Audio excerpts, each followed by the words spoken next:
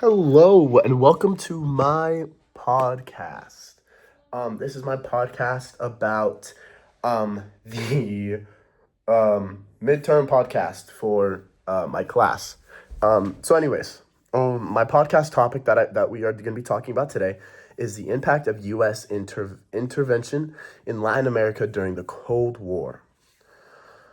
So, when most people think of the Cold War, they picture the United States of the Soviet Union, staring each other down across Europe. But Latin America was also a major battleground, just not with missiles, but with money, politics, and covert operations. Briefly, the Cold War wasn't just about nuclear threats. It was about influence. The US wanted to stop the spread of communism, and Latin America became a key target in that mission. First, we have Guatemala, 1954. The U.S. helped overthrow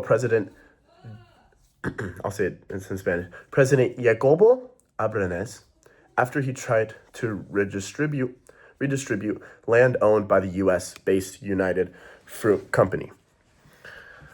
The CIA's Operation PB Success replaced Arbenez with a military regime, sparking decades of instability.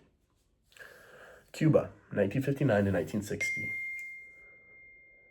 After Fidel Castro's revolution, Cuba became the first socialist state in the Americas. The U.S. tried to remove Castro, most famously in the failed Bay of Pigs invasion, 1961. This led directly to the Cuban Missile Crisis in 1962, one of the tense moments in the world history. Chile, in 1973. The U.S. supported the co-op against President Salvador, a socialist leader, and democratically elected.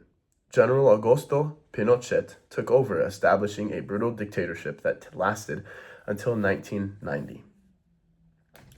So, my reflection for the podcast. These interventions were framed as protecting democracy, but they often ended up undermining it. The long-term effects, political instability, mistrust towards the U.S., and human rights abuses still shape Latin politics today.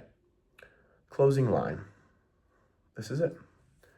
So while the Cold War ended decades ago, its shadows still stretches across Latin America, a reminder that political power often comes with a very human cost.